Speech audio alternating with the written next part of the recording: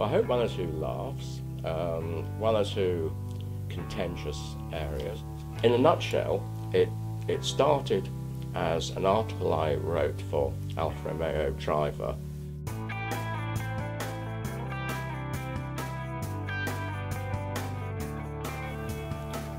I called it Alfa Mail because it just seemed like a good title for an article.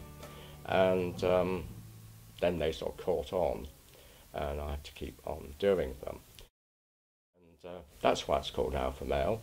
And very quickly, I got away from just talking about Alfa Romeos and other makes, aeroplanes, motorbikes, whatever. And initially there was some resistance, as actually mentioned in Ed McDonough's foreword.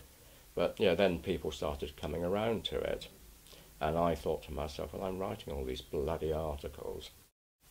How about if I turned them, dress them up, added a lot more other stuff? It could make a book.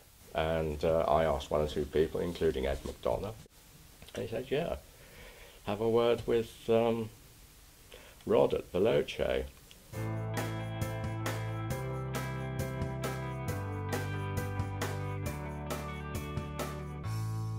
I'm hoping that this is going to prove so successful that my publisher will decide to turn it into, or turn a version of it into paper and cardboard, which mightn't actually sell quite as well, I don't know. But in the meantime, if you want to buy this book, it is only published so far as an ebook. It's pretty dirt cheap. There are certain advantages.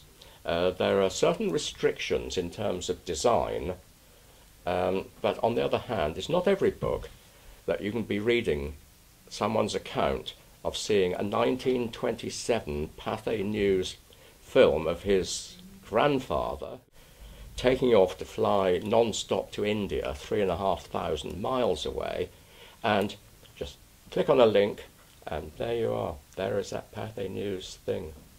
Those people.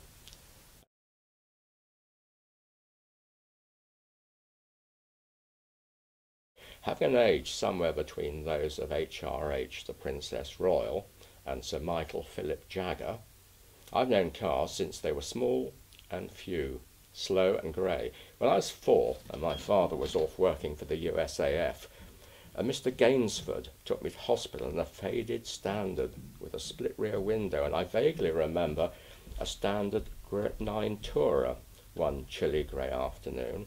Later, Caroline's father, a solicitor, had what sounded like a Wolseley, and someone else's father, an accountant, carried the glow of modernity because he drove a crappy little grey Hillman Minx. What made it special was that in 1952 it was post-war, and it looked it. To our naive eyes, it looked almost like an American car. Most fathers' cars were pre-war. I loved the Art Deco grille on the Jameson's Triumph Dolomite Sports Saloon. In those days, you could easily be hanged, and even more easily killed in your car. According to the Western Gazette, some bloke was skewered to death by his steering column in the quiet road just outside my school. He'd been lighting a fag at just the very worst split second. When I was about 6, I worshipped the glamorous and ebullient Dr. Grace Rankin, an Irish GP who roamed the world as a well-paid locum. She owned Bell's House, an equally ebullient Victorian pile near Wimborne. Its high ceilings were covered with angels and flora that 4 centuries earlier could have been executed by a moody Florentine with a brush in one hand and a stiletto in the other, as she ran a strangely hideous silver Vauxhall. Until recently, its twin, possibly the only survivor, was parked outside the Bank's Arms in Studland. It was absent when I went to take its picture, but the beer was okay. And when this abomination was new, it offered 2 levels of performance. Level 1, the Wyvern, had a 1442 cc and a whole 33 brake horsepower to whisk it up to 62.5 miles an hour. From what I remember of Grace Rankin, she'd have insisted on level 2, the Veloce, as in fast, cf. Veloce. Velox is a relative term. Despite an engine displacing 2275cc, there are only 54 brake horsepower. The motor, always inclined to charitable road tests, clocked one at 74 miles an hour.